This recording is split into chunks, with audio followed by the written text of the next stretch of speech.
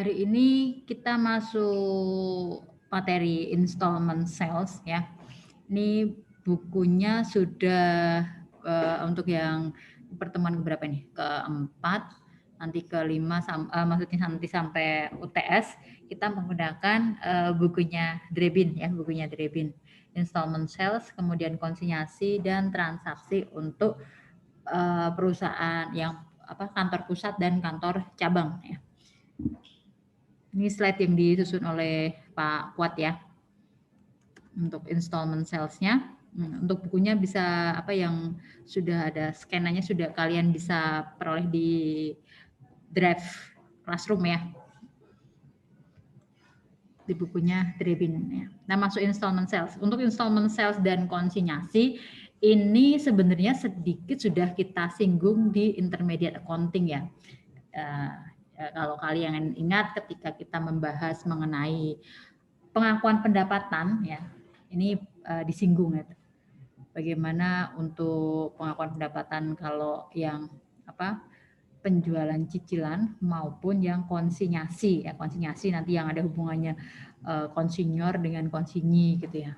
Nah, sebelum kita masuk lagi nih ke materi untuk yang installment sales, kita pengen tahu ini kalian waktu intermediate accounting ketemu chapter leasing kan ya, sewa guna usaha. Ini bedanya dengan installment sales. Menurut kalian ada nggak perbedaannya gitu? Atau sama aja antara installment sales dengan leasing? Ada yang berpendapat?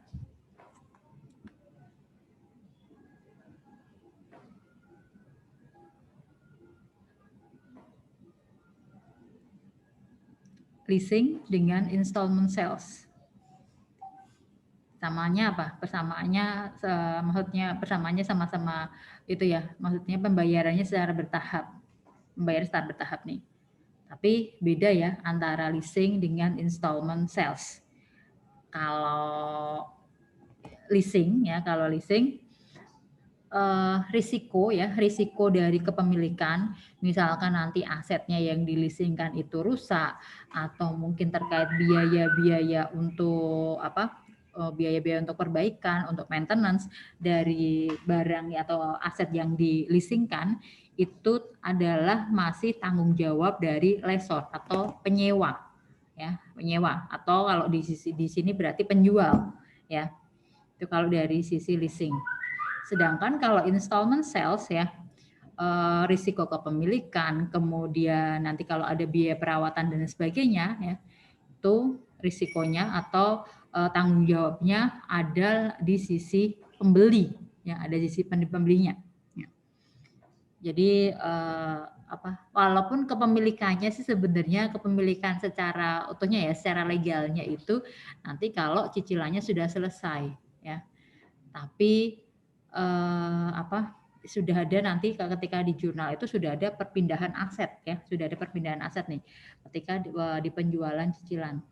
Kalau di leasing belum tentu kan ya, kalau di leasing apalagi kalau leasingnya ternyata setelah dites gitu ya, ternyata sifatnya operating ya, maka tidak akan ada perpindahan aset. Nah, itu perbedaan antara leasing dan installment sales. Jadi berbeda ya antara leasing dengan installment sales. Kadang kalau masyarakat awam gitu ya. Jadi kalau leasing itu ya nyicil gitu ya, kalau leasing kendaraan bermotor gitu ya. Nah, itu dianggapnya juga nyicil. Karena bayarnya juga nyicil maksudnya ya. Tapi kalau yang pembiayaan yang motor, mobil itu biasanya bentuknya leasing ya, bukan installment sales. Ini untuk materi video pembelajarannya nanti kalian bisa bisa view ya di KLC ya. Ini KLC-nya Pak Kuat juga ya. Untuk akuntansi installment sales. Apa saja nanti yang kita bahas? Yang pertama pengertian penjualan cicilan tadi sudah kita singgung di awal ya sebenarnya ya. Cuma nanti dari sisi kelebihan atau kekurangannya kira-kira apa untuk yang penjualan cicilan ini dibandingkan kalau penjualan secara cash ya. Kemudian nanti dari sisi akuntansinya nanti kita pisah jadi dua ya. Nah, untuk akuntansi penjualan cicilan pada perusahaan yang menjual real estate ya, menjual real estate dan yang menjual inventory ya, menjual real estate dan menjual inventory. Kalau real estate berarti dia akan menjual aset tetap berwujud gitu kan ya. Kalau yang berikutnya yang kedua kita akan bagaimana kalau penjualan cicilannya itu berupa barangnya itu adalah inventory. Kemudian kalau yang penjualannya itu penjualan cicilan tapi uang mukanya gitu, misalkan uang mukanya atau cicilan pertamanya itu pembayaran pertamanya itu bukan dengan kas ya, tapi dengan barang. Jadi kayak trade in gitu ya, kayak trade in, kayak tukar tambah ya. Si pembeli dia menukarkan aset bekasnya, kemudian dia memperoleh aset baru dari kita, dan sisanya itu akan dicicil gitu ya. Jadi ada trade in ya kalau untuk yang pertukaran barang. Kemudian bagaimana jika dalam proses penjualan cicilan itu mengalami gagal bayar ya. Misalkan kredit macet nih di tengah-tengah gitu, di tengah-tengah periode ternyata si pembeli bangkrut. Nah, kalau bangkrut kan nggak mampu bayar. Nanti otomatis yang aset yang tadi dijual akan kita tarik kembali nih. Kita sebagai penjual akan menarik kembali ya, akan melakukan pengambil alihan atau repossession atas barang yang sebelumnya kita jual tadi. Kemudian bagaimana jika terdapat bunga ya, terdapat bunga untuk saldo pokok gitu ya, untuk yang pokok dari cicilan itu dikenakan bunga. Ya. Itu yang akan kita bahas. Untuk buku Drebinya ada di chapter 5 ya. Bisa sambil dibuka. Ini untuk penjualan cicilan ya. Bedanya sama penjualan kas jelas ya. Kalau kas berarti penjualan sekali gitu ya. Uang kasnya yang diterima itu hanya sekali. Tapi kalau cicilan berarti kasnya diterima berkali-kali gitu ya. Kasnya diterima secara bertahap, bukan sekali waktu. Keuntungan atau kelebihannya ya bagi penjual apa sih kalau dia menjual secara cicilan gitu ya. Kalau dia menjual cicilan berarti kan dia akan membagi kas yang diterima. Atau dari sisi pembeli, dia tidak akan menyediakan kas yang langsung besar di awal. Nah, hal ini biasanya itu akan memacu meningkatnya penjualan ya. Jadi kalau ada bisa dicicil enggak gitu kan ya pembelinya, kalau bisa dicicil aku beli nih. Nah, itu bisa meningkatkan penjualan. Kalau nggak bisa dicicil, aku kan nggak punya kas segitu ya, jadi aku nggak bisa beli. Nah, jadi penjualan cicilan itu bisa meningkatkan penjualan ya. Kemudian kekurangannya apa? Risiko memberi kredit adalah kredit macet. Jadi risiko bagi penjual ya berarti nanti bisa jadi si pembeli ini tidak bisa melunasi cicilannya. Ya, itu kekurangannya dari sisi penjual. Jadi kalau kita sebagai penjual tuh ada mikir terus orang ini masih punya utang sekian, orang ini masih punya utang sekian gitu ya. Nah, itu risiko bagi penjual. Kemudian kalau dari pembeli, karena tadi keuntungannya jelas berarti karena tadi ketika membeli, kalau nyicil berarti kan nggak perlu menyediakan kas yang langsung besar ya. Jadi kita bisa membeli dengan harga bukan dengan harga ya, dari yang cicilan pertama, maksudnya cicilan pertamanya itu pasti tidak akan sebesar kalau kita beli tunai ya. Kita bisa menyesuaikan dengan kas yang kita miliki. Kekurangannya apa? Nah, biasanya kalau penjualan cicilan ini, kalau kita jumlahin ya, misalkan nih kalau beli kas ya, kalau beli mobil secara kas harganya 200 juta. Kalau secara cicilan, ternyata setelah ditotal gitu ya, dari uang muka plus pembayaran 1 sampai terakhir itu ternyata 400 juta. Nah, jadi 2 kali lipatnya. Ya, secara total itu pasti lebih tinggi ya, lebih tinggi daripada kalau kita membeli secara kas. Nah, namanya itu juga resiko ya. Pasti kalau mencicil, maksudnya waktunya lama, pasti totalnya juga akan lebih besar ya, karena ada time value of money di situ ya, dan ada faktor interest, ada faktor bunga di situ. Itu sekilas mengenai kelebihan dan kekurangan dari sistem penjualan yang secara cicilan. Untuk akuntansi penjualan cicilan, nah di sini nanti kita akan menerapkan yang namanya deferred gross profit ya. Deferred atau deferred gross profit itu gross profitnya ditangguhkan ya, atau tidak diakui sekali waktu saja. Sebenarnya prinsip umum itu ya. Tapi untuk biaya administrasi, biaya penjualan itu akan kita catat pada periode terjadinya penjualan. Jadi kalau beban langsung diakui, tapi kalau keuntungan tidak langsung diakui. Nah, ini salah satu penerapan konsep konservatisme ya. Jadi ini kalau ada beban biaya ini langsung diakui, tapi kalau keuntungan nih kita tunda dulu, maksudnya kita tangguhkan dulu. Nanti secara umum tuh biasanya akan diakui dengan secara proporsional berdasarkan kas. Biasanya itu ya. Tapi nanti ada dua metode ya, ada dua metode untuk pengakuan gain ini ya, pengakuan gain atas penjualan cicilan. Kita ke bagian pertama dulu untuk penjualan cicilan ya, untuk penjualan cicilan yang berupa real estate ya, penjualan cicilan yang berupa real estate. Ya, real estate itu berarti dia menjual aset tetap berwujud, ya, gedung, bangunan, ruko, ya, itu real estate. Untuk sistem penjualan real estate ya, ini perusahaan bisa menerapkan dua metode pengakuan gain atau keuntungan ya. Jadi ketika kita menjual real estate, nah kita bisa yang pertama untuk pengakuan gain ya, pengakuan gain atas penjualan real estate-nya, ini kita akui sekaligus pada periode berjalan ya.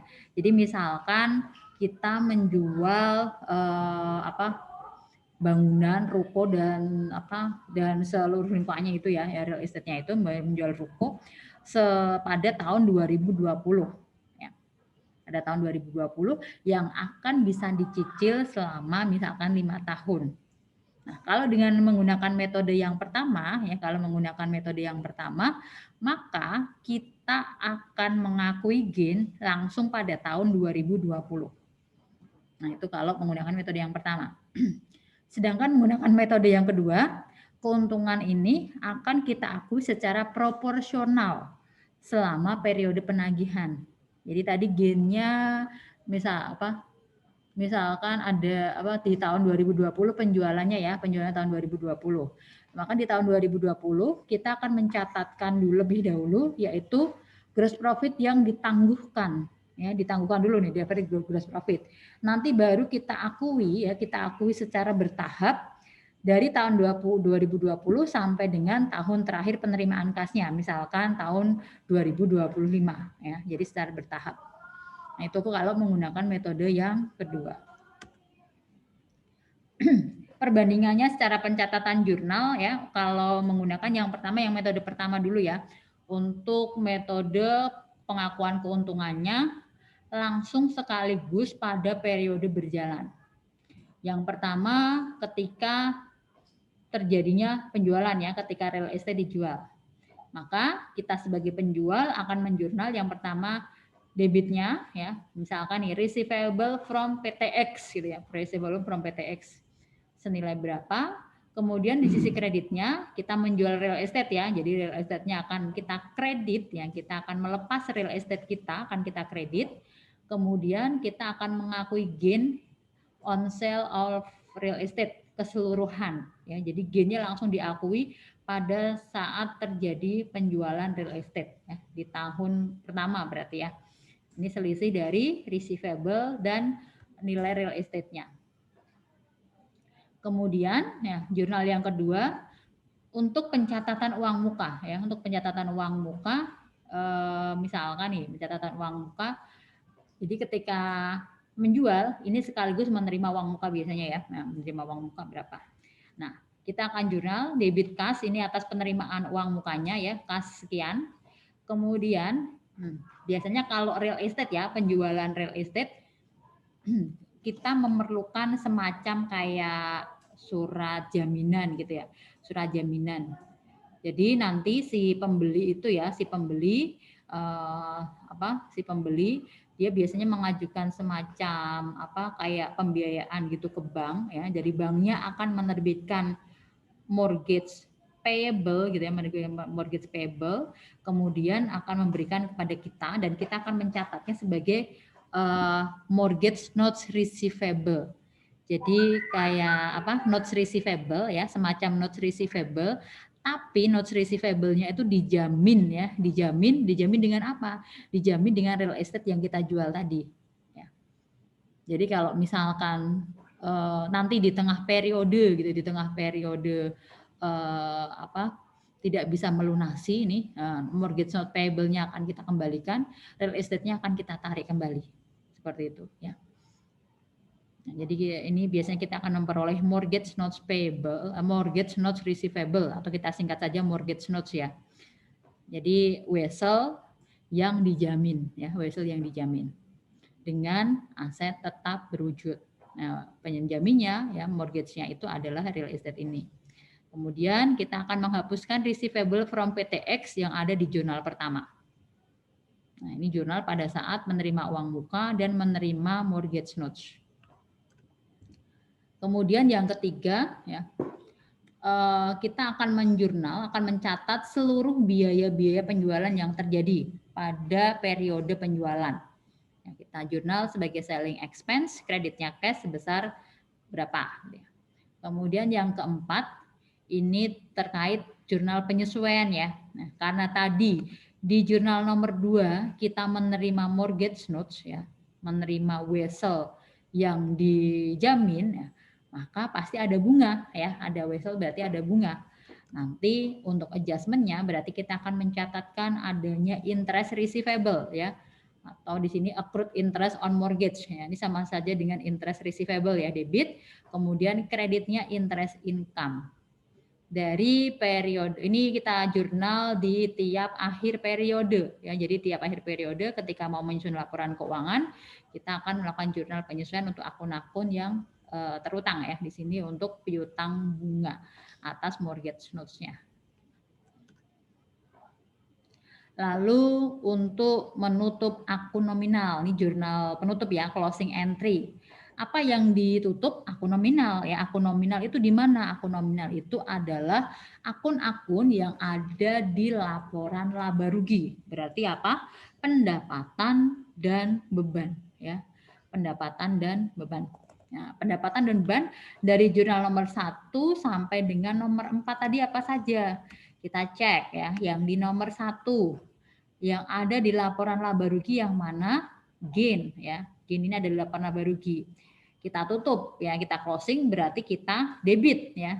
Jadi gain kalau yang di jurnal umum dia kredit, ketika ditutup di closing maka akan kita debit, kreditnya adalah income summary. Kemudian yang jurnal nomor 2. Nah, nomor 2 enggak ada ya. Tidak ada akun nominal. Ini semuanya akun real ya kalau yang di nomor 2. Akun real itu yang ada di neraca ya. Nah, kalau yang ada di neraca tidak perlu kita closing. Kemudian yang ketiga, akun nominalnya adalah selling expense. Ketika di jurnal umum dia debit, maka ketika di jurnal penutup maka akan kita kredit, debitnya adalah income summary. Lalu di jurnal nomor 4 yang masuk ke akun nominal adalah yang interest income ya, interest income. Ini kalau di jurnal umum dia kredit, maka ketika kita closing akan kita debit ya, interest income-nya di debit, kreditnya adalah income summary. Atau kalau di sini ini digabung ya, seluruhnya digabung ya. Digabung berarti gain-nya debit ya, closing-nya itu di debit, interest income-nya di debit tadi, kemudian selling expense-nya di kredit, selisihnya akan kita catatkan ke income summary. Nah, ini jurnal penutupnya. Kemudian ini metode yang kedua ya, metode yang kedua di mana pengakuan keuntungannya ya atau gain-nya itu diakui secara proporsional sesuai kas yang ditagihkan. Ya, jadi kita patokannya kas yang ditagihkan berapa, nah nanti kita proporsional dari situ ya untuk pengakuan gross profit atau gain-nya. Nah, untuk jurnal yang pertama, nah ketika real estate dijual ini sisi debitnya sama ya, sama seperti yang metode yang pertama tadi, receivable from PTX gitu. Kemudian sisi kreditnya nih real estate yang kita jual ya, nilai real estate yang kita jual, selisihnya akan kita catatkan ke gross profit yang ditangguhkan ya, deferred gross profit yang ditangguhkan. Ini kalau menggunakan yang metode proporsional.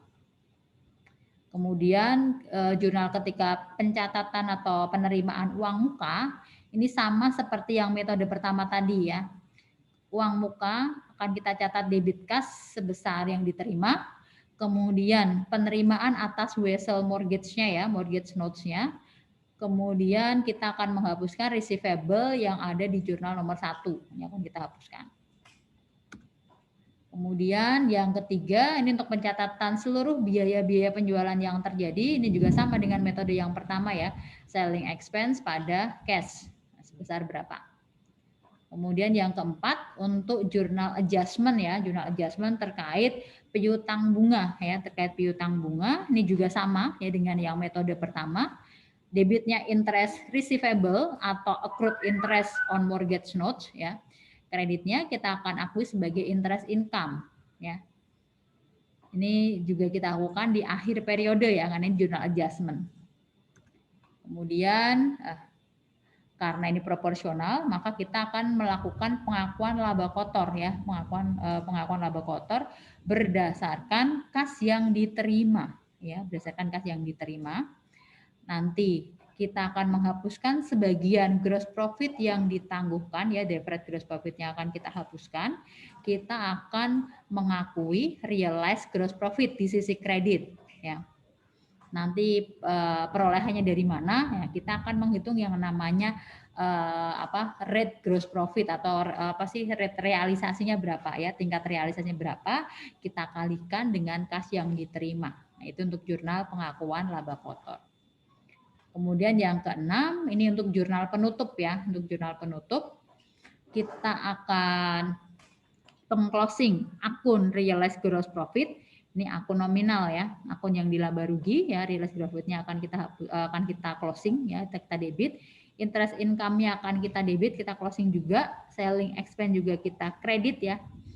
Selling jurnal umumnya debit, maka di closing di kredit, selisihnya ke income summary. Nah, itu bedanya metode pengakuan secara pada periode berjalan ya, pengakuan keuntungan pada periode berjalan dan pengakuan yang secara proporsional. Nah, sekarang kita ke contoh soalnya ya. Misalkan di sini pada tanggal 1 Oktober 2012 ya, Westwood Realty Company dia menjual properti yang harga pokoknya 30.000 kepada Mr. South. Pada tanggal tersebut, Westwood menerima kas 10.000 dan sebuah mortgage note senilai 40.000. Jadi harga jualnya ini ya, harga jual dari dari real estate-nya adalah 10.000 dan 40.000. Ini harga jualnya 50.000, harga pokoknya 30.000. Berarti keuntungannya adalah 50.000 dikurangi 30.000. Nah, keuntungannya 20.000 ya, keuntungan 20.000. Nanti bagaimana kalau menggunakan yang pengakuan keuntungan pada periode berjalan langsung di tahun 2012 atau pengakuan keuntungannya secara proporsional ya. Dari tahun 2012 sampai dengan yang terakhir ini cicilan selama 20 kali. Ini cicilannya 20 kali tiap semester. Jadi tiap 6 bulan nyicil, tiap 6 bulan nyicil sampai 20 kali. Berarti berapa itu? 10 tahun ya. Nah, 10 tahun. Sebesar 2.000 ya. 2.000 ini per semesternya ya, tiap kali cicilan dia akan mengangsur 2.000 ditambah bunga 12%. 12% ini adalah tarif bunga tahunan ya. Ingat kalau bunga yang di sini adalah bunga tahunan. Jadi nanti kalau kita bayarnya 6 bulan berarti harus dikalikan 6/12 ya. Dari pokok utang yang belum dibayarkan. Kemudian komisi dan biaya-biaya lain dalam transaksi ini sejumlah 1.500 dibayar tunai. Ini selling expense-nya ya. Ini selling expense-nya 1.500. Pembayaran cicilan atas pokok utang dan bunga mortgage notes mulai diterima oleh perusahaan pada awal tahun 2013. Jadi cicilan pertamanya berarti 6 bulan setelah 1 Oktober 2012 ya. Cicilan pertamanya ini. Cicilan pertamanya berarti di bulan April ya, 6 bulan kan ya. 1 April 2013 itu cicilan pertama. Cicilan kedua berarti Oktober 2013 dan seterusnya ya setiap 6 bulan. Sedangkan yang ini yang 10.000 ini uang muka ya. Cicilan pertamanya setelah 6 bulan berikutnya tadi. Nah, di sini disandingkan bagaimana perlakuan akuntansi kalau menggunakan yang periode berjalan ya, pengakuan keuntungan pada periode berjalan atau yang secara proporsional. Untuk transaksi penjualan di tanggal 1 Oktober 2012.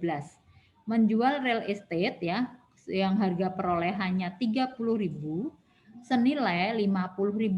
50.000 tadi berasal dari sini ya. Kas 10.000 ditambah mortgage notes-nya 40.000. Yaitu 50.000 itu ya. Nah, nilainya 50.000. Jadi kita catat terlebih dulu pertama dalam bentuk ini ya, dalam bentuk receivable from shop yaitu 50.000, kemudian kita akan menjual real estate akan kita kredit ya 30.000. Nah, kalau menggunakan yang metode pengakuan keuntungan pada periode berjalan, ini langsung kita akui seluruhnya, selisihnya sebagai gain on sale of real estate ya, senilai 20.000. Ini langsung di tahun 2012. Sedangkan kalau menggunakan yang metode proporsional yang 20.000 ini akan kita catatkan sebagai deferred gross profit ya, gross profit yang ditangguhkan. Kemudian untuk pencatatan penerimaan uang muka ini biasanya di tanggal yang sama ya, di tanggal 1 Oktober 2012 ketika penjualan. Uang mukanya 10.000, kemudian kita menerima juga mortgage note senilai 40.000. Jadi kita mencatatkan kas debit 10.000, kemudian mortgage note debit senilai 40.000 dan kita akan menghapuskan receivable from sold ya yang di jurnal pertama tadi ya. Nah, untuk jurnal ini baik untuk yang metode periode berjalan maupun metode proporsional ini sama ya untuk penerimaan uang muka dan mortgage note-nya sama. Selanjutnya untuk pembayaran beban-beban penjualan ya, tadi 1.500. Kita akan mencatatkan debit selling expense, kreditnya kas 1.500. Ini juga sama ya untuk metode yang diakui langsung pada periode penjualan atau yang secara proporsional, ini jurnalnya sama. Lalu di tanggal 31 Desember ketika perusahaan harus menyusun laporan keuangan ya, harus menyusun laporan keuangan. Ini kita akan melakukan penyesuaian ya, melakukan penyesuaian untuk akun-akun atau apakah ada yang terutang gitu ya. Kita tadi memiliki apa? Mortgage notes ya. Kita punya wesel mortgage gitu, wesel yang dijamin. Maka kita harus mengakui adanya bunga yang terutang ya, interest receivable-nya. Interest receivable-nya ya, kita akan akui dari tanggal 1 Oktober sampai dengan 31 Desember 2012.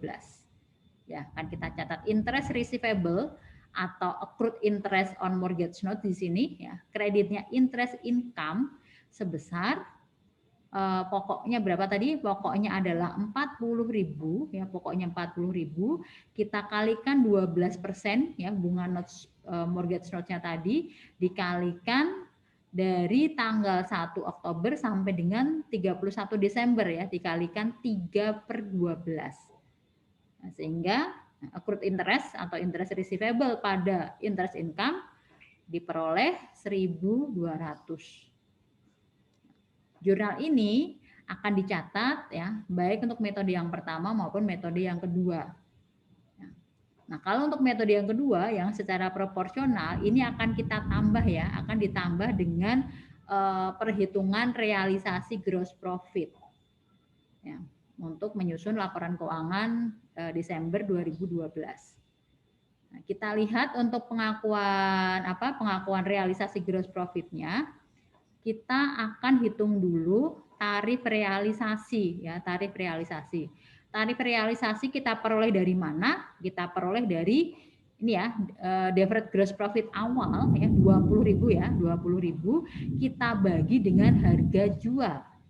Harga jual tadi yang 50.000 tadi, yang kas plus mortgage notes-nya tadi ya. Nah, jadi deferred gross profit dibagi sales-nya ya gitu, nilai sales-nya berapa.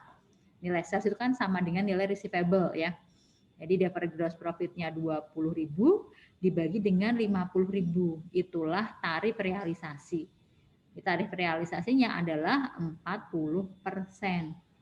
Nah, 40% nanti kita kalikan dengan kas yang diterima.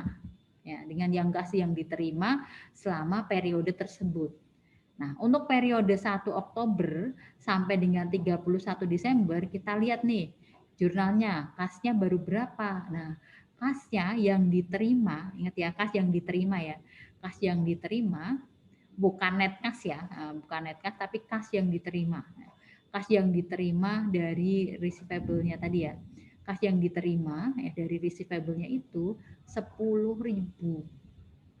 Tarifnya tadi adalah 40% ya, 20.000 dibagi 50.000.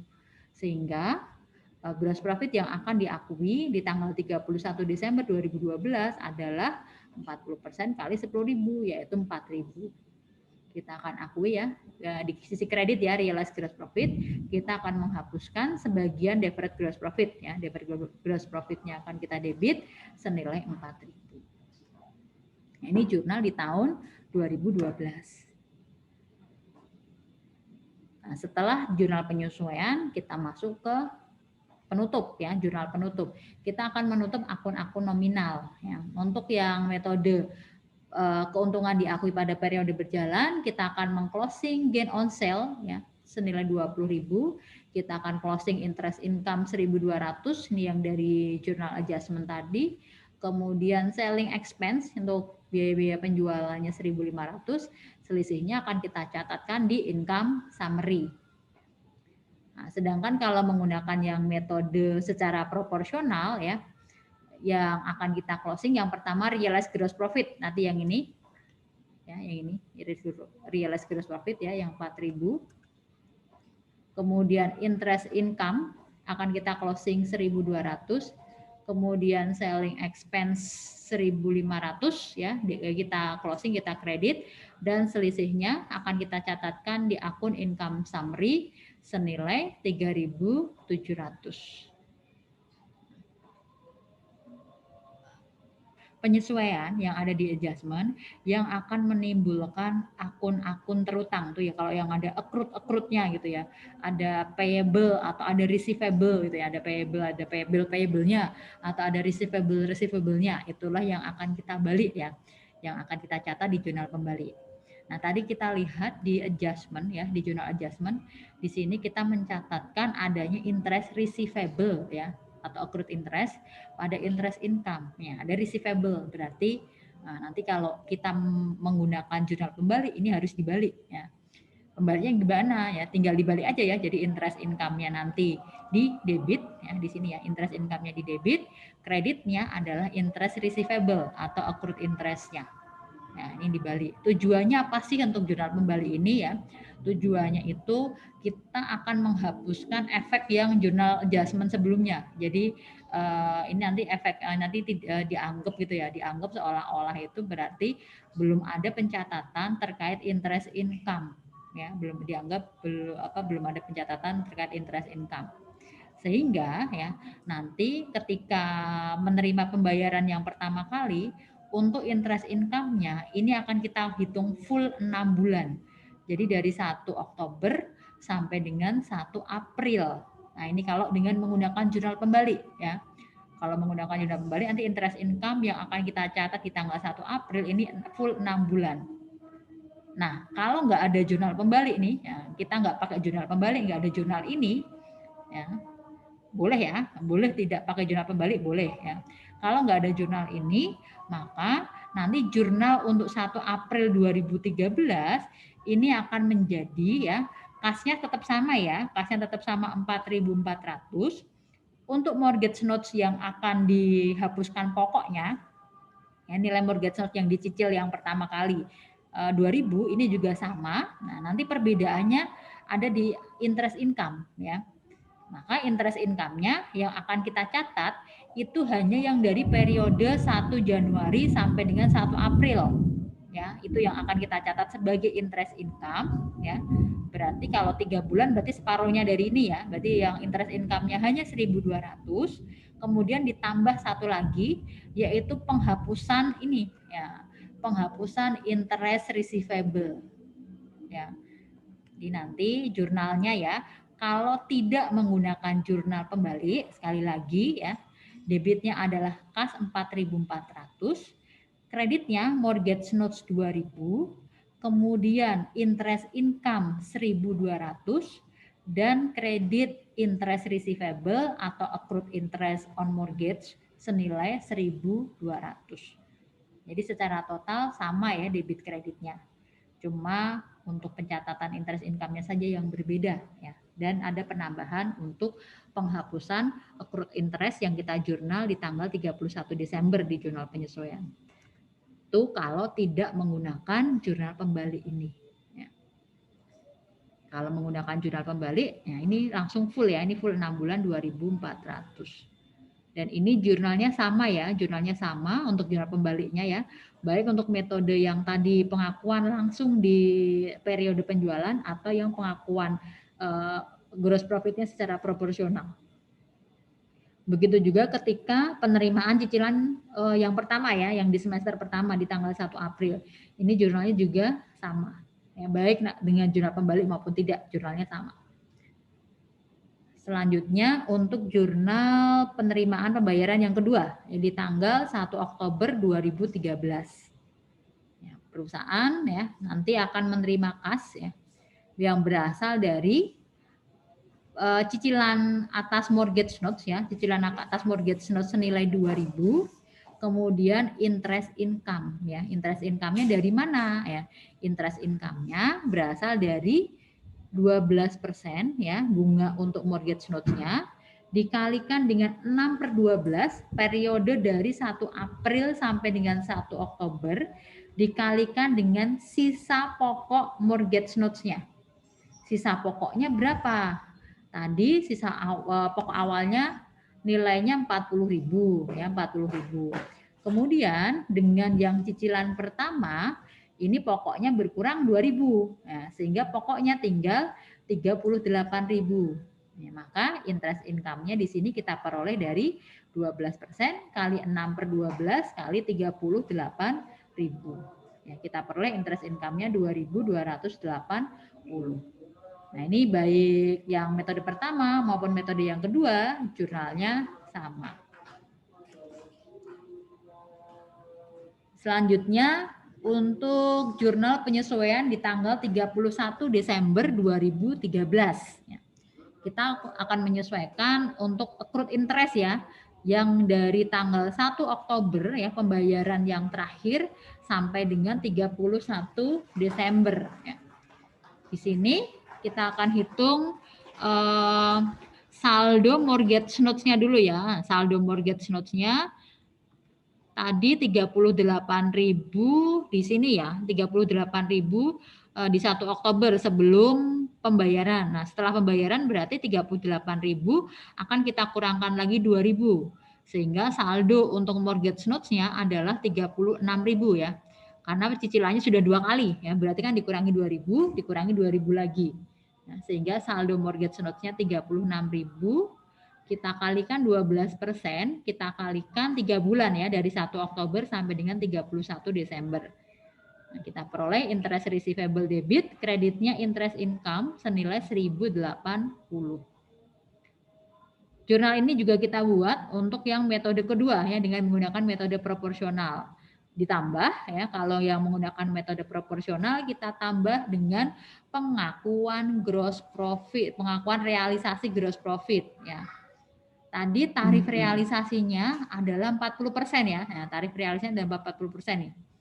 Yang kita hitung di awal tadi ya, yang kita hitung berdasarkan deferred gross profit awal dibagi dengan installment sales-nya ya, dibagi dengan installment sales-nya yaitu 50.000 ya, 50.000.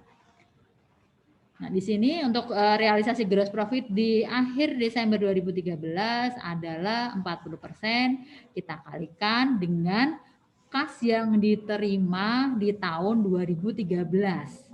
Nah, kita cek ya di jurnal tahun 2013 kita menerima kas berapa ya.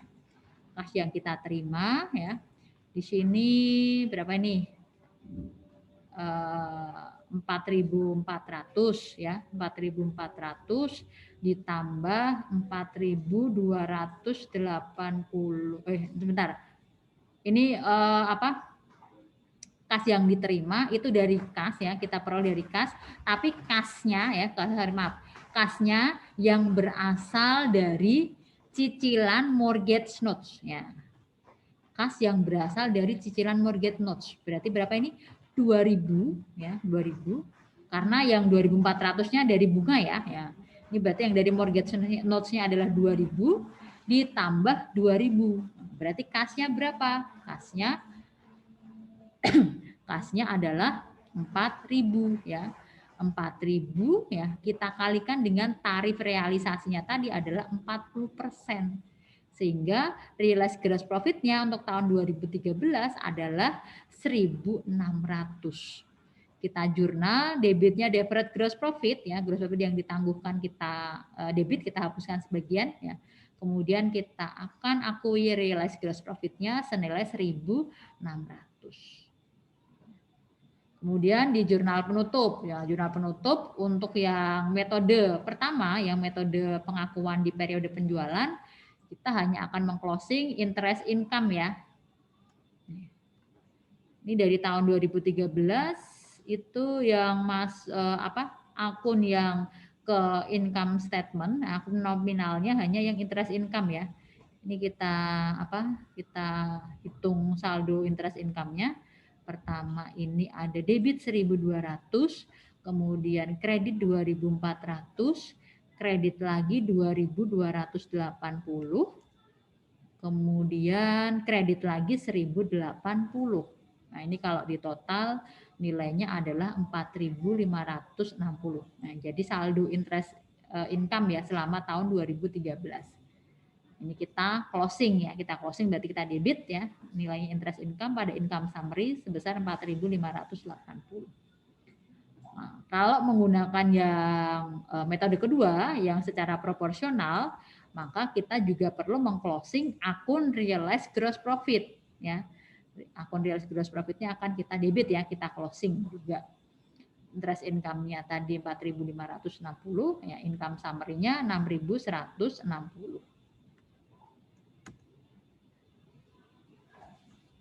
Itu kalau normal ya, maksudnya normal selalu dibayar gitu ya, cicilannya selalu dibayar tepat waktu dan seterusnya. Nah sekarang nih di tahun berikutnya ya, di tahun berikutnya pembayaran berikutnya di tanggal 1 April 2014. Misalkan si Mr. Shot-nya tadi yang beli real estate ya, si pembeli real estate-nya ini tidak mampu bayar, ya nggak mampu bayar nih. Nah, kalau nggak mampu bayar ya, maka real estate-nya tadi ya kan mortgage notes ya. Jadi real estate-nya tadi akan kita tarik kembali ya. Kita sebagai penjual akan menarik kembali, akan mereakuisisi, merepossession gitu istilahnya ya. Akan merepossession real estate ya. Kemudian mortgage notes-nya akan kita kembalikan kepada bank penerbitnya. Kalau ada selisih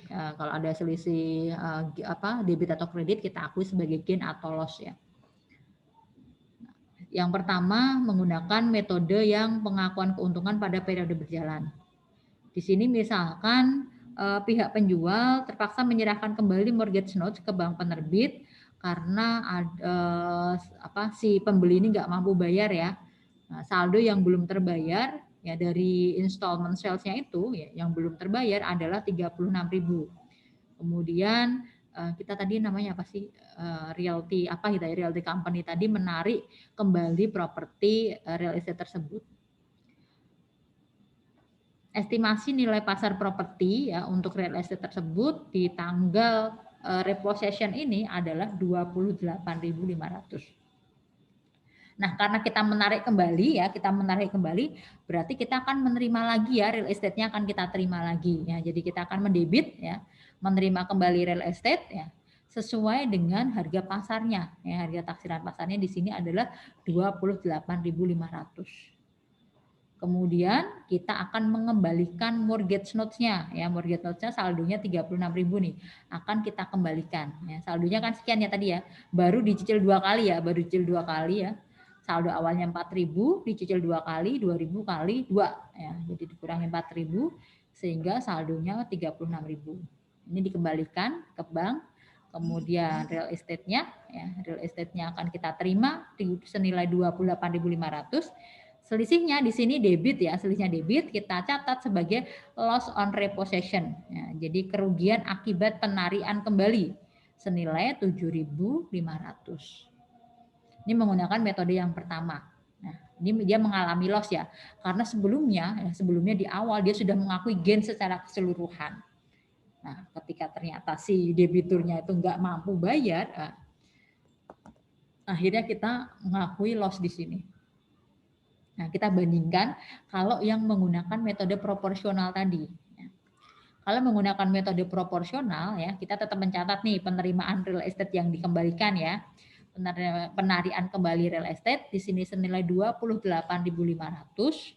Kemudian kita akan mengembalikan mortgage notes-nya 36.000. Kita akan menghapuskan gross profit yang masih ditangguhkan ya, saldo gross profit yang deferred ya. Saldonya di situ 14.400. Kita hitung coba ya.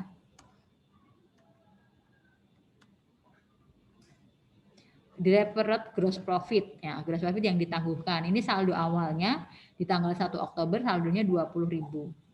Kemudian di akhir tahun 2012 ini saldonya berkurang ya. Nah, kita akan lebih mudah kita pakai semacam T-account ya. Nah, di sini kredit 20.000, kemudian ini debit ya, berkurang 4.000 nih. Nah, debit 4.000. Berarti saldonya berapa nih? 16.000 ya, 16.000 kredit. Nah, 16.000 kredit.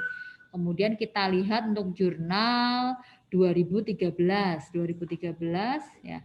Realized gross profit-nya adalah ini ya. Nah, apa ya? Deferred gross profit-nya ini berkurang lagi 1.600. Tadi berapa? 16.000 ya. 20.000 kurangi 4.000, 16.000. 16.000 dikurangi lagi dengan 1.600. Jadi saldonya 14.400. Nah, itu akan kita hapuskan ya. Jadi kita akan menghapuskan sisa saldo deferred gross profit-nya yaitu 14.400. Selisihnya di sini kebetulan selisihnya gain ya. Jadi akan kita akui sebagai gain on repossession ya, selisihnya kredit nih. Gain on repossession senilai 6.900. Nah, ini perbedaan untuk pencatatan dengan menggunakan metode pengakuan keuntungan pada periode berjalan atau secara proporsional. Nah, kasus yang pertama tadi adalah yang penjualan real estate. Nah, sekarang kita ke yang penjualan cicilan untuk inventory ya, untuk inventory. Pertama ke jurnal dulu ya. Nah, ke format jurnalnya dulu nih. Untuk penjualan barang dagangan secara cicilan. Yang jurnal yang pertama ketika terjadinya penjualan ya. Ketika terjadi penjualan kita akan mencatat ya sisi debitnya adalah installment receivable ya, seperti piutang ya, seperti piutang. Cuma di sini memakai akun installment karena penjualan cicilan ya, installment receivable. Kreditnya adalah installment sales. Ya, seperti semacam sales juga ya, cuma di sini ada installmentnya karena secara cicilan. Nilainya berapa? Lalu ketika menerima tagihan ya, ketika menerima tagihan kita akan mencatat ya penerimaan kasnya, debit penerimaan kas, kreditnya berarti akan mengurangi receivable-nya ya, akan mengurangi installment receivable-nya. Nah, mengurangi installment receivable-nya dan kita catatkan semacam COGS ya. Jadi debitnya adalah cost of installment sales ya, semacam COGS tapi untuk penjualan secara installment ya. Sisi kreditnya adalah shipment on installment sales ya. Ini senilai berapa ya. Jadi ini jurnal pasangannya ya. Jadi kita mengakui adanya COGS-nya dari yang sudah berhasil ditagih. Kemudian yang ketiga, kita akan menutup atau menselisihkan ya antara sales ya. Jadi kita balik tuh ya, kita akan balik tadi installment salesnya awalnya kan jurnalnya kredit nih. Ya. Kemudian choice nih, ya, choice cost of installment salesnya ini jurnalnya debit. Ini juga kita balik ya. Jadi installment salesnya akan kita debit. Ya. choice-nya atau cost of installment sales-nya akan kita kredit, nah, selisihnya akan kita akui sebagai gross profit yang ditangguhkan. Ya. Nah, ada deferred gross profit senilai berapa ya, selisih dari sales dan COGS. Ya, sales dan COGS gross profit kan ya. Cuma karena ini installment maka di sini masih deferred gitu ya, masih ditangguhkan. Selanjutnya, nah nanti kita akan mengakui gross profit ya secara proporsional sesuai dengan kas yang diterima. Ya. Jadi nanti kita hitung dulu ya tarif realisasinya berapa tuh ya, tarif realisasi berapa kita kalikan dengan kas yang diterima. Nah itu akan kita catatkan sebagai pengurang sebagian deferred gross profit dan kita akan akui realized gross profit-nya ya. Jadi gross profit yang direalisasikan berdasarkan tarif realisasi tadi. Nah, tarif realisasi kita hitung dari sini ya. Tarif realisasi kita hitung dari yang nomor 3 nih. Nah, tarif realisasi itu adalah deferred gross profit yang di sini nih ya, deferred gross profit yang di jurnal nomor 3 dibagi dengan installment sales. Ya, dibagi dengan installment sales itu adalah tarif realisasi gross profit. Sekarang menggunakan contoh soal. Misalkan di sini disajikan neraca awal ya, neraca awal di tanggal 1 Januari ya, berarti ini neraca awal untuk Kelton Company ya, Kelton Company. Di sini dia punya saldo kas 25.000, kemudian merchandise inventory awalnya 100.000, account receivable reguler ini berarti dari yang penjualan secara kas maupun penjualan yang secara kredit ya, senilai 15.000. Kemudian penjualan secara cicilan ya, piutang penjualan secara cicilan. Nah, ini piutang ya maksudnya, piutang dari penjualan tunai, piutang dari penjualan secara kredit ya yang 15.000 ini, maaf. Piutang dari penjualan secara kreditnya 15.000 ya, reguler. Kemudian yang berikutnya ini piutang dari penjualan secara cicilan yang terjadi di tahun 2011. Jadi ada penjualan ya, ada penjualan di tahun 2011 ya. Di sini nih ada penjualan di tahun 2011 yang ya, penjualan cicilan tahun 2011 yang saldo piutangnya itu di awal Januari 2012 masih 60.000. Jadi penjualan cicilannya itu masih ada saldo yang belum dilunasi ya, senilai 60.000. Berikutnya ini ada saldo ya, saldo piutang penjualan cicilan ya, saldo piutang cicilan yang penjualannya terjadi di tahun 2010. Ini senilai ya di saldo di awal Januari 2012 nilainya adalah 20.000. Kemudian ya account payable ya, account payable dari Kelton Company ini 40.000. Kemudian deferred gross profit. Nah, gross profit yang ditangguhkan ya, saldo gross profit yang ditangguhkan untuk penjualan cicilan yang terjadi di tahun 2011 ini adalah 22.800. Kemudian untuk saldo gross profit yang ditangguhkan untuk penjualan secara cicilan yang terjadi di tahun 2010 itu saldonya masih ada 7.000. Capital stocknya, modal sahamnya 100.000, return earningnya 50.200. Nah, installment sales ya pada tahun 2011 dan berapa itu 2010 ya. Ini untuk persentase realisasi ya, untuk tarif realisasi yang 38.000 dan 35.000 ya, itu kita peroleh dari mana ya? Itu kita peroleh dari ya untuk yang penjualan yang installment sale tahun 2011 dulu ya. Ini untuk tarif realisasinya kita peroleh dari deferred gross profit ya installment sale tahun 2011 ya 22.800 kita bagi dengan installment receivable tahun 2011 60.000. Nah, tarif realisasinya ketemu 38%. Kemudian untuk yang installment sales yang terjadi di tahun 2010 kita hitung juga Ini 35% dari mana? 35% ini kita peroleh dari deferred gross profit ya on installment sales tahun 2010 ini yang 7.000 kita bagi dengan installment receivable tahun 2010 20.000 ya. Ketemu 35%. Nah, ini untuk tarif realisasinya. Itu di saldo ya. Ini tadi adalah saldo awal 2012. Kemudian selama tahun 2012 ini terjadi transaksi sebagai berikut. Yang pertama ada transaksi dari penjualan reguler ya, penjualan biasa, baik yang secara kas maupun yang secara kredit ya. Untuk yang penjualan secara kas ya selama tahun 2012 itu nilai penjualannya adalah 250.000. Kemudian yang penjualan secara kredit nilai penjualannya adalah 200.000. Kemudian penjualan yang secara cicilan yang installment sales-nya ini 150.000. Nah, kita jurnal untuk yang penjualan secara kas berarti langsung kas pada sales ya. Debit kas, kreditnya sales senilai 250.000. Kemudian kalau yang penjualan secara kredit ya account receivable pada sales senilai 200.000. Ini boleh digabungkan ya. Boleh digabungkan karena akunnya untuk yang kreditnya sales ya sama. Silakan.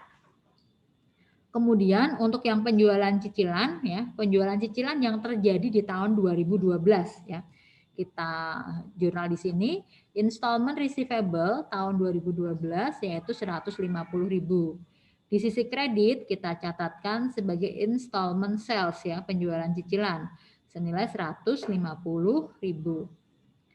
Kemudian transaksi yang kedua, ada pembelian barang dagangan secara kredit senilai 425.000. Di sini perusahaan menjurnal purchase berarti menggunakan metode periodik ya. Debitnya purchase, kreditnya account payable senilai 425.000. Jurnal yang ketiga ya, transaksi yang ketiga di sini menerima pembayaran ya, menerima pembayaran dari penjualan yang secara kredit tadi ya, dia menerima ini pelunasan piutang ya, kondisi receivable dari yang penjualan reguler senilai 190.000. Kemudian menerima penerimaan kas untuk cicilan penjualan tahun 2012 yaitu 80.000. Untuk cicilan penjualan tahun 2011 yaitu 40.000 dan cicilan penjualan tahun 2010 yaitu 15.000. Tadi kan masih ada berapa saldonya? Yang 2011 itu masih ada saldo yang belum dilunasi 60.000, tahun 2010 yang belum dilunasi saldonya 20.000. Nah, di tahun 2012 ini belum lunas juga ya. Karena hanya 40 dan 15, jadi masih ada saldo juga, belum lunas juga. Nah, jurnal untuk penerimaan kas ini ya, di sisi debit kita menerima kas totalnya 325.000. Kemudian di sisi kredit kita akan menghapuskan piutang ya, kondisi payable senilai 190.000. Kemudian kita akan menghapuskan installment receivable tahun 2012 80.000. Menghapuskan installment receivable tahun 2011 40.000 dan installment receivable tahun 2010 15.000. Selanjutnya kita akan mencatat untuk seluruh pembayaran ini utang dagang dan beban-beban operasional ya. Untuk utang dagang ya, utang dagang yang kita bayar senilai 435.000 ya, utangnya akan kita debit ya, kita bayar ya, account payable-nya debit 435.000. Kemudian untuk beban operasional kita catat sebagai operating expense 120.000. Lalu ternyata ada diskon penjualan ya, ada diskon pembelian ya, diskon pembelian senilai 5.000. Nah, kas yang kita bayarkan di sini totalnya 550.000. Selanjutnya kita akan jurnal untuk adjustment dan closing ya, adjustment dan closing. Kita akan catat untuk COGS atas penjualan cicilan ya, COGS atas penjualan cicilan, cost of installment sales tadi ya. Di sini COGS atas penjualan cicilannya 90.000 nih. Ya, dicatatkan misalkan 90.000. Ini akan kita catat debitnya adalah cost of installment sales ya. Ini COGS-nya installment sales ya. Kreditnya tadi adalah shipment on installment sales ya jurnalnya ya, pasangannya ya. Sebesar 90.000. Kemudian kita akan mengclosing ya, kita akan mengclosing akun sales dan choice tadi ya, akun installment sales dan choice. Installment salesnya akan kita debit ya, akan kita closing senilai 150.000. Kemudian choice-nya, cost of installment sales-nya akan kita kredit ya, yang dari jurnal sebelumnya nih debit, kemudian kita kredit ya, kita closing senilai 90.000. Nah, selisih antara sales dan choice ini adalah deferred gross profit ya. Nilai installment salesnya 150.000, nilai dari nilai dari cost of installment salesnya adalah 90.000, sehingga deferred gross profitnya adalah 60.000. Nah, kalau dapat gross profitnya 60.000, nah kita bisa ngitung nih tarif realisasi untuk penjualan cicilan tahun 2012. Kalau tadi tahun 2010 dan 2011 sudah kita hitung ya. Nah sekarang yang tahun 2012. Ini untuk tarif realisasinya ya, adalah nih ya, yang deferred gross profit 60.000 dibagi dengan installment sales 150.000 ya. 60.000 bagi 150.000, ketemulah 40%. 40% inilah tarif realisasi gross profit ya, yang nanti akan kita gunakan untuk mencatat realisasi gross profit di jurnal nomor 7 ya. Nomor 7 ini kita akan mencatat realisasi gross profit ya atas penjualan cicilan tahun 2012, 2011 dan 2010. Untuk tahun 2012 ya kita kalikan nih tarif realisasi dengan kas yang diterima di tahun 2012 atas penjualan cicilan. Nah, ini kita cek tadi kas yang diterima berapa yang ini ya. Senilai 80.000. Nah, jadi untuk gross profit yang terrealisasi ini adalah 40% kali 80.000 ya. Dapat 32.000 ya. Kita yang penangguhannya kita hapuskan ya, dapat gross profitnya kita debit, realisasi gross profitnya kita kredit ya senilai 32.000.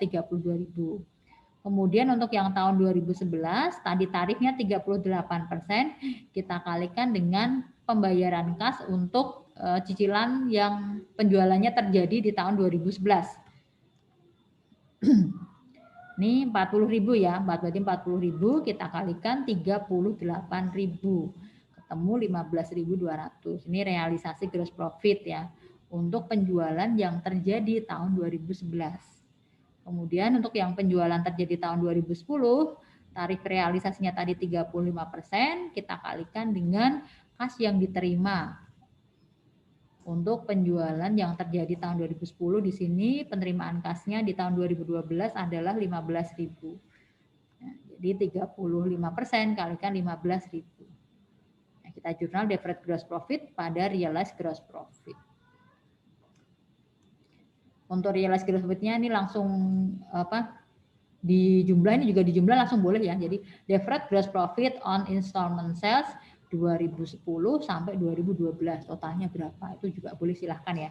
Tapi nanti di bawahnya ya, di bawah jurnalnya diberi keterangan rinciannya ya, rincian yang ini.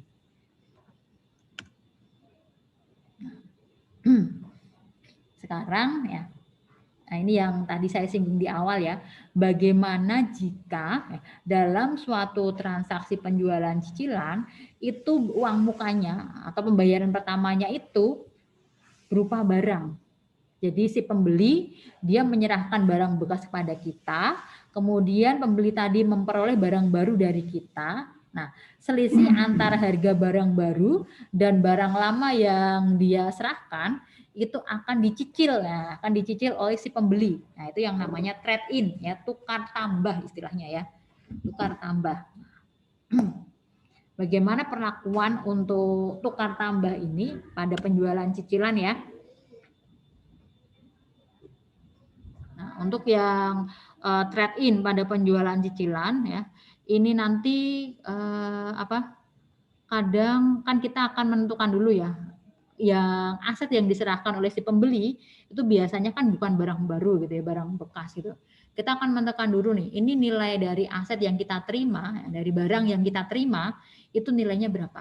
Nah itu akan kita tentukan dulu. Ya, untuk menentukan nanti installment receivable-nya itu berapa ya.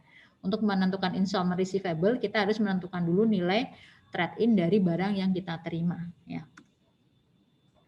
Di sini misalkan ya, kita menjual produk nih, kita menjual produk ya, kita sebagai penjual ya menjual produk yang harga perolehannya ya, harga COGS-nya, cost-nya itu adalah 675. Ini kita jual seharga 1.000 ya, kita jual seharga 1.000. Nah, ketika menjual barang ini ya, ketika menjual barang yang cost-nya 675 ini, kita menerima uang muka dari pembeli berupa barang. Ya, jadi dia bayar uang mukanya pakai barang, ya, di barter ya, di trade in. Nah, barangnya tadi, barang yang kita terima dari si pembeli tadi, itu dihargai senilai $300 ya, senilai $300.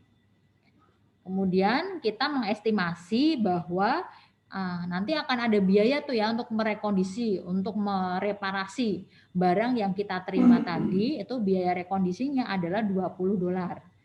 Dan ya, perkiraannya nanti barang tersebut setelah direkondisi itu mampu dijual kembali seharga 275.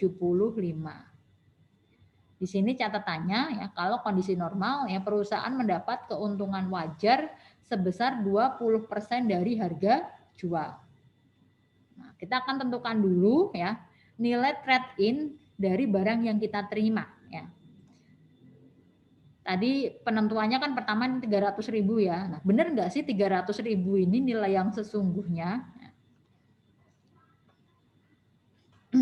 Nah, kita akan menentukan apakah terjadi kelebihan atau kelebihan atau kekurangan atas nilai yang kita tetapkan tadi ya. Nilai yang digunakan tadi pertama 300.000 ya. Kita menetapkan 300.000. Ternyata ya harga jual barang bekasnya ya, harga jual barang bekas setelah direkondisi itu 275 ya. Estimasi kita ini kayaknya kalau ini setelah diperbaiki ya, lakunya 275. Ini akan kita kurangi dengan biaya rekondisi dan dikurangi dengan gross profit ya. Biaya rekondisinya tadi adalah $20. Untuk gross profit kita peroleh dari tadi tarif gross profitnya adalah 20% dari harga jual. Ya. Kalau harga jualnya 275, maka gross profitnya adalah 55 ya. 20% kali 275. Sehingga ya nilai barang bekas yang sesungguhnya yang kita terima tadi nilainya adalah dari nilai penjualan barang bekas 275 dikurangi dengan biaya rekondisi dikurangi dengan gross profit. Jadi 200.000. Nah, ternyata nilai barang sesungguhnya itu 200.000. Jadi kita kayak terlalu overestimate gitu ya, terlalu overestimate terhadap barang yang kita terima tadi. Nah, terjadi over allowance di sini namanya ya, ketinggian nilai ya. Ada overestimate atau over allowance senilai $100, nggak ada ribunya ya. Bagaimana kita akan mencatatnya? Yang pertama kita akan mencatat penerimaan barang yang trade in tadi ya. Merchandise trade in senilai 200. Kemudian kita catat over allowance on installment sales trade in ya, senilai 100. Kemudian nah selisihnya ya, installment salesnya tadi kan nilainya yang ini ya. Nah, installment salesnya nilainya ini harga jualnya ini ya 1.000. Ini 1.000 installment salesnya. Ya. Maka ya, installment receivable-nya ya, piutang yang harus dicicil ya, piutang yang harus dicicil oleh si pembeli ya, nilainya adalah $700. Kemudian kita akan mencatat choice-nya ya. Choice pada merchandise new ya. Ini kayak COGS pada inventory ya, semacam gitu ya. choice pada merchandise new itu sesuai dengan harga perolehan dari aset yang kita jual, yaitu 675 tadi yang ini. Nah, yang ini ya, cost 675.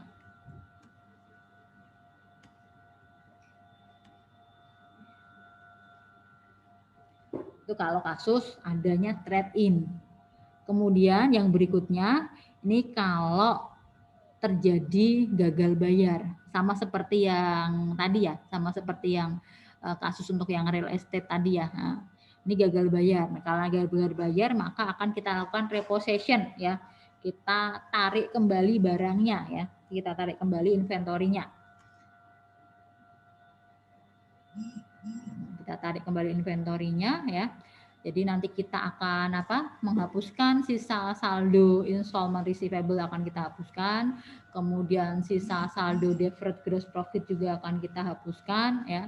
Nanti kalau ada gain atau loss dari transaksi repossession ini akan kita akui ya. Kemudian di sini sebentar ya. Untuk yang transaksi yang biasa atau yang sifatnya trade-in ya, barang yang kembali tadi ya, barang yang kembali yang hasil penarikan kembali, hasil repossession tadi ya, harus dicatat sebesar nilai gross profit normal ya. Bila nanti bisa dijual kembali. Kita ke contoh soal di sini. Misalkan ada perusahaan ya, di sini datanya untuk total installment sale di tahun 2011 adalah 100.000. Ini total keseluruhan penjualan cicilannya ya, keseluruhannya 100.000. Kemudian ya persentase gross profit terhadap installment sales ya, tarif realisasinya adalah 36% ya. Pada tahun 2012 pelanggan mengalami gagal bayar atas transaksi penjualan cicilan yang penjualannya itu yang terjadi di tahun 2011. Nah, ternyata di tahun 2012 itu nggak bisa bayar gitu ya, yang bernilai $600. Dari nilai tersebut, dari nilai yang 600 ini sejumlah 250 itu sudah diterima. Jadi yang 250 sudah dibayar. Berarti sisa piutangnya hanya 600 dikurangi 250. Berarti piutangnya ya, installment receivable-nya adalah 350. Itu nanti installment receivable yang akan kita hapuskan ya, saldo piutang cicilannya.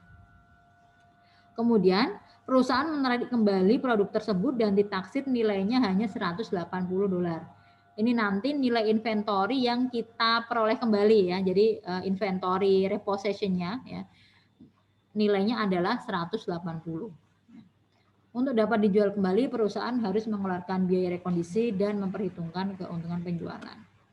Nah, jurnal untuk repossession-nya ya, jurnal untuk repossession-nya yang pertama kita memperoleh barangnya tadi ya, jadi kita catat nih merchandise repossession 180 yang ini ya. Nih, merchandise repossession 180.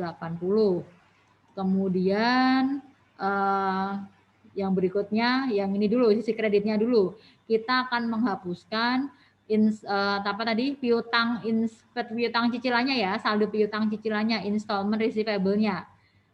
Tadi nilai piutangnya 600, ya, tapi yang sudah dilunasi 250. Berarti saldo installment receivable-nya adalah 350. Ini kita hapuskan. Kemudian kita akan menghapuskan deferred gross profit-nya ya, yang masih ada. Nah, tarifnya tadi, tarif realisasinya adalah 36%. Jadi untuk saldo deferred gross profit yang melekat atau yang sebanding dengan installment receivable yang kita hapuskan di sini adalah 36% dikalikan 350 ya. Sini debit ya, kita hapuskan nih deferred gross profit senilai 126. Nah, baru kemudian kita hitung selisihnya. Ternyata di sini selisihnya debit ya, selisihnya debit, maka kita catatkan sebagai loss ya, loss on repossession. Nah, jadi kerugian akibat penarikan kembali senilai 44.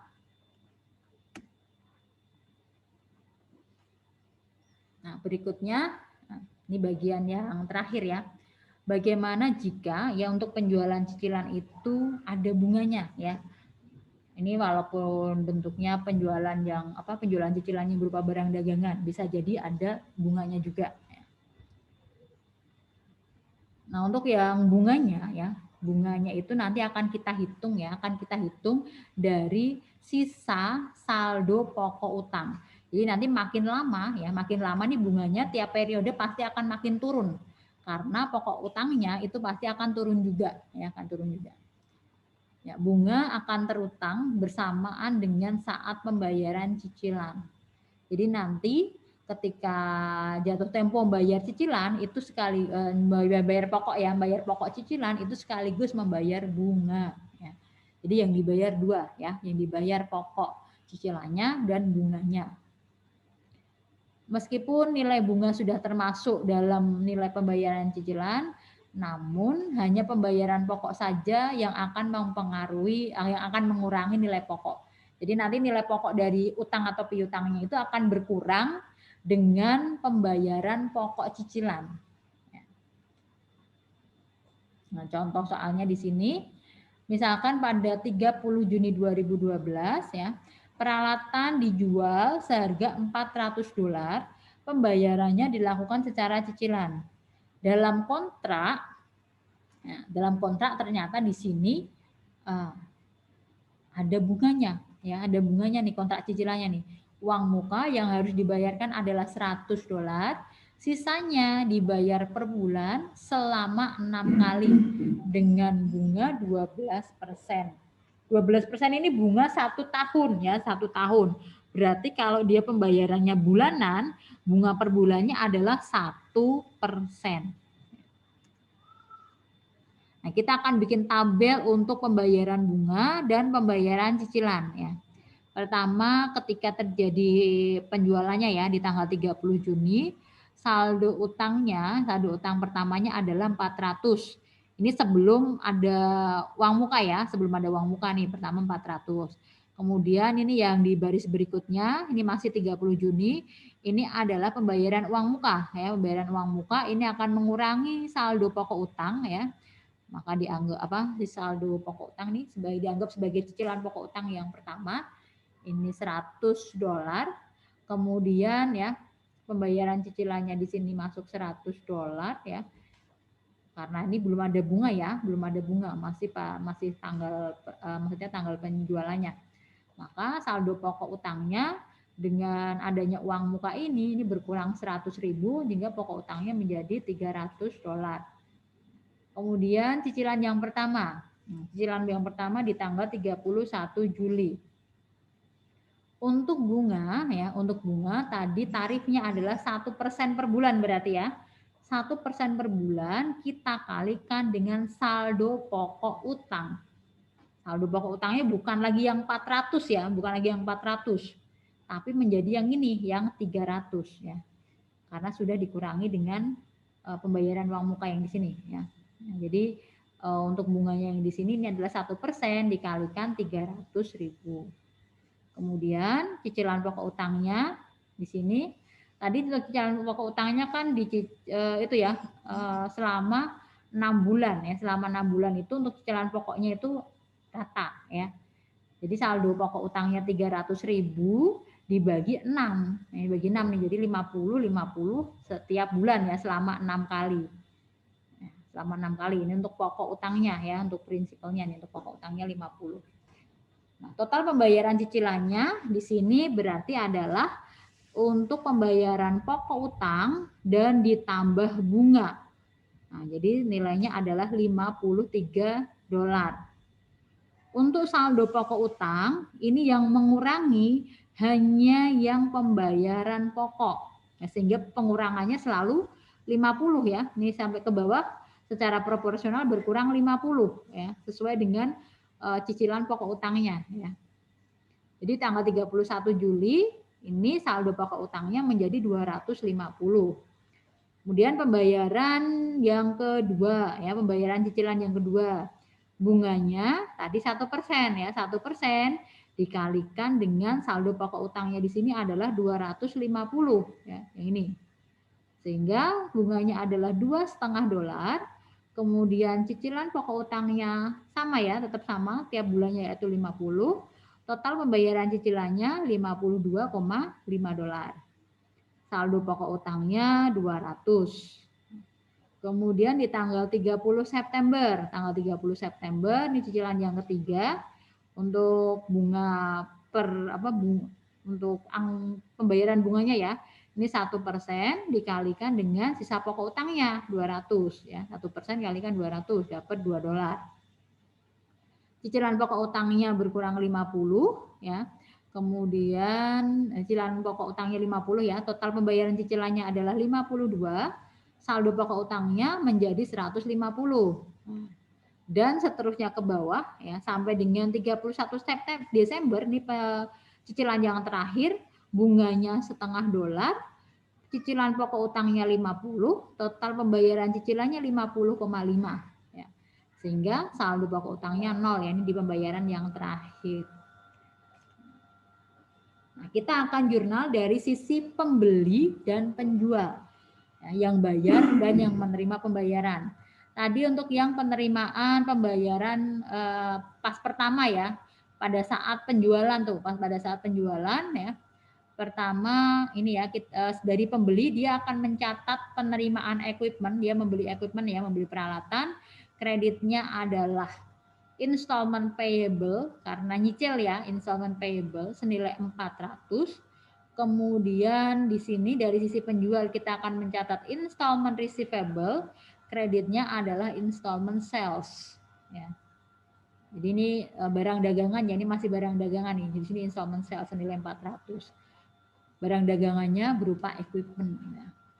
Kemudian untuk pembayaran yang pertama ya, untuk pembayaran uang muka, dari sisi pembeli di sini mencatat nih installment payable-nya akan berkurang, akan didebit. Pembeli akan mengeluarkan kas untuk uang muka senilai 100 ya. Kemudian penjual ya, dari sisi penjual dia menerima kas senilai 100 dari uang muka, ini akan mengurangi installment receivable senilai 100 juga. Lalu untuk cicilan yang pertama di tanggal 31 Juli tadi pembayaran pokok utang 50 dan bunganya $3. Dari sisi pembeli dia akan mencatat pengurangan installment payable senilai 50 untuk pokok utang, kemudian dia akan mencatat interest expense senilai $3, dia mengeluarkan kas senilai $53.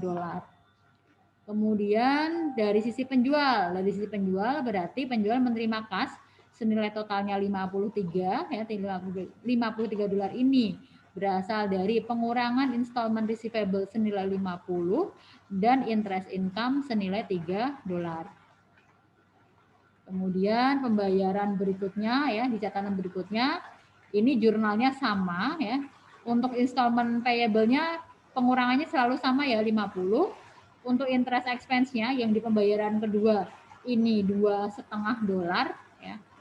1% dikalikan saldonya tadi berapa? 250 ya. Kas yang dibayarkan oleh pembeli 52,5. Sedangkan kalau dari sisi penjual dia menerima kas 52,5, piutangnya akan berkurang 50 dan mengakui interest income $2,5. Alhamdulillah selesai. Ada yang mau ditanyakan? Bu, izin bertanya. Silakan.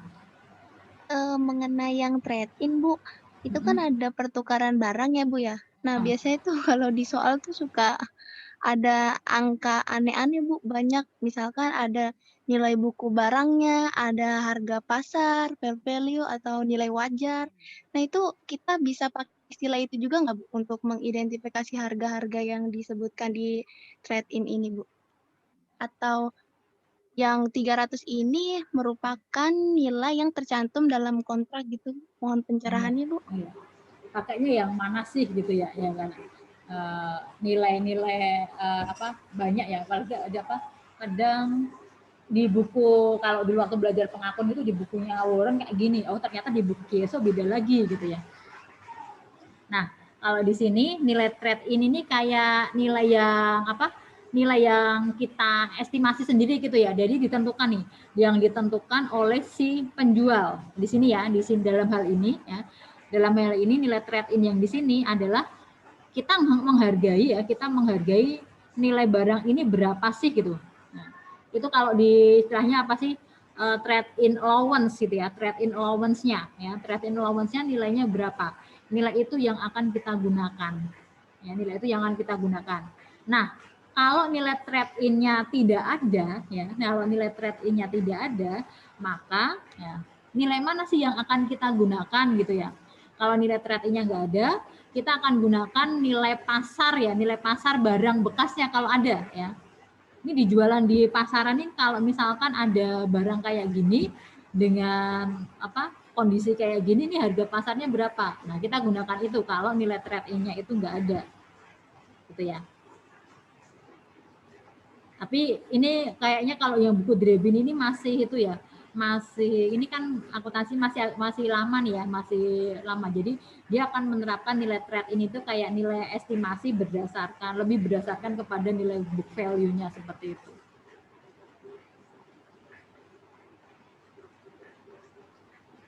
Jadi nanti jadi nilai trade ini bisa kita pakai nilai pasar ya Bu ya gitu ya. Nih, kalau misalkan tidak disebutkan di soal bahwa itu nilai trade-in-nya tidak ada nih, tidak ada kata-kata nilai trade-in berapa gitu ya. Kita bisa menggunakan harga pasar dari barang bekas yang kita terima itu. Baik Bu, Ya, terima kasih. sama-sama. Oke, ada lagi?